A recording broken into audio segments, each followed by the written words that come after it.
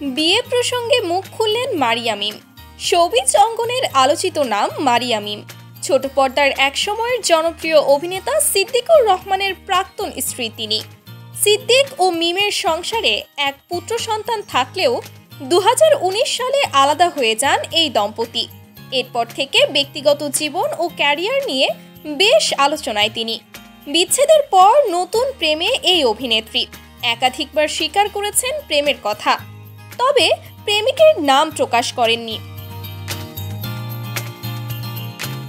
সম্প্রতি গণমাধ্যমের মুখোমুখি হয়ে আবারও জানালেন প্রেমিকের কথা, সেই সঙ্গে জানালেন বিয়ের পরিকল্পনাও।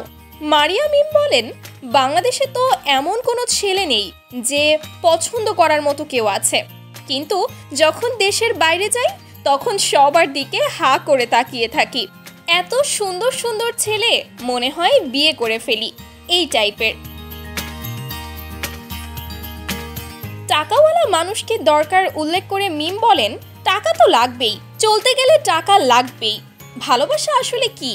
আপনি এমন একটা ভালো ছেলেকে বিয়ে করলেন, কিন্তু কিছুদিন পর সে চিট করলো আপনার সাথে, তো এর থেকে বেটার আপনি টাকাওয়ালা কাউকেই বিয়ে করেন। কান্নাকাটি করতে হবে যেহেতু BMW রোলস রয়েসে বসেই কান্নাকাটি করেন। নিজের প্রেমিক প্রসঙ্গে মিম আরও বলেন, আমার প্রেমিকের যথেষ্ট টাকা আছে, সো ওকে চেঞ্জ করে আরেকজনকে বিয়ে করতে হবে এরকম কিছু না। সো আমরা ফিউচারে বিয়েও করতে পারি, মানে বিয়ে করব আর কি। ইতালির কালচারেই বিয়ে হবে, তবে রিসেপশন হবে বাংলাদেশে। বিয়ের সাজসজ্জায় লেহেঙ্গা পরবেন বলেও জানান মিম। সো ভিউয়ার্স, ভিডিওটি ভালো লাগলে লাইক, কমেন্ট, শেয়ার করে আমাদের সাথেই থাকবেন। আর এখনও যারা চ্যানেলটি সাবস্ক্রাইব করেননি তারা অবশ্যই চ্যানেলটি সাবস্ক্রাইব করবেন। কথা এন্টারটেইনমেন্ট, সুমাইয়া স্নিগ্ধা।